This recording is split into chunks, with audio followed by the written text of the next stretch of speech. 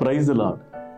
క్రీస్తునందు ప్రియులారా, మన రక్షకుడు ప్రభువైన యేసుక్రీస్తు వారి శ్రేష్టమైన పరిశుద్ధ నామములో ఈ ఉదయకాలమందు మీ ಎಲ್ಲರಿಗೂ శుభములు తెలియజేస్తా ఉన్నారు. బాగున్నారా ప్రియులారా?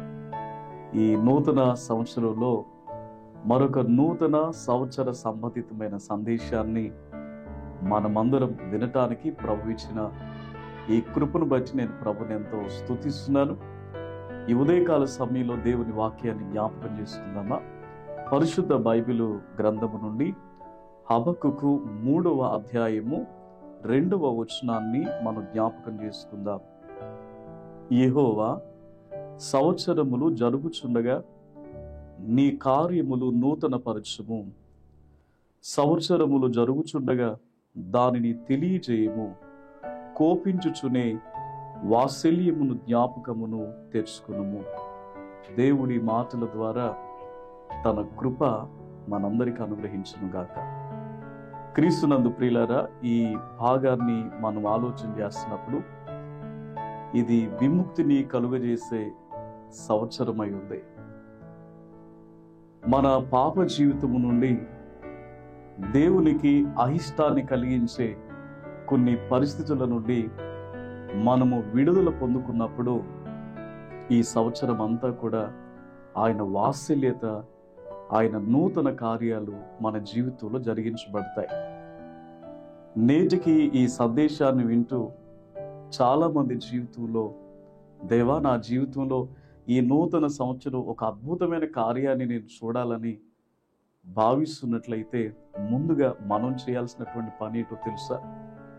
దేవుని ఎదుట, దేవా, నీకు వ్యతిరేకముగా నేను ఏ విషయములలో ఉంటున్నానో, ఏ పరిస్థితులను బట్టి నేను మీకు బాధ కలిగిస్తున్నానో వాటి నుండి నువ్వు నన్ను విడిపించు నాయనా, విమోచించు నాయనా.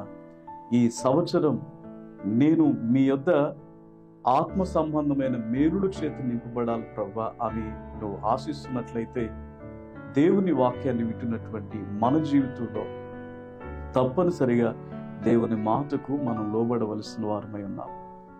పరిశుద్ధ బైబిల్ గ్రంథంలో మనం చూస్తూ ఉంటున్నప్పుడు పేతురు అంటున్నటువంటి ఒక మాట జ్ఞాపకానికి వస్తూ ఉంది ప్రియులారా. ఏమిటి ఆ మాటని మనం చూస్తున్నప్పుడు మత్తయి శుభవార్త 19వ అధ్యాయం 27వ వచనంలో ఈ విధంగా రాయబడి ఉంది. ఇదిగో, మేము సమస్తమును విడిచిపెట్టి నిన్ను వెంబడించుతిమి. ఈ నూతన సంవత్సరం మనందరికి ఆశీర్వాదకరంగా ఉండాలంటే దేవునికి ఆయాసమును కలిగించి, బాధ కలిగించి, ప్రతి పాపాన్ని విడిచిపెట్టి మనం ప్రభుని వెంబడించినప్పుడు మన ముందున్న దినాలు మన క్షేమాన్ని కలగజేస్తాయి. ఈ మాటలు వింటున్నటువంటి తమ్ముడు, చెల్లి, నా ప్రియ సహోదరి, సహోదరుడా, దేవునికి వ్యతిరేకమైన ప్రతి పాపాన్ని నీవు విడిచిపెడతావా? విడిచిపెట్టి ప్రభుని వెంబడిస్తావా?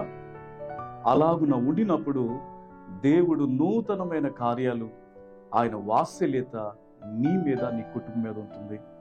అలాంటి కృప మీకు మెండుగా తోడై నడిపించును గాక. మీకోసం ప్రార్థన చేస్తాను ప్రియులారా. తలలో ఉంచండి. పరిశుద్ధుడు అయిన తండ్రి, ప్రేమ కలిగిన మా యేసయ్య, ఈ నూతన సంవత్సరములో మేము మా యాత్రను కొనసాగించడానికి మీ కృప మాకు తోడై ఉంచండి నాయన.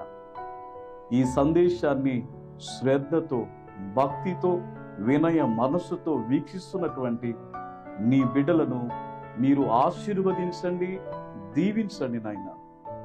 మీ వాత్సల్యత చేత, మీ నూతన కార్యముల చేత వారిని నింపమని యేసయ్య నామం పేరిట ప్రార్థించి వేడుకొనుచున్నాను తండ్రి.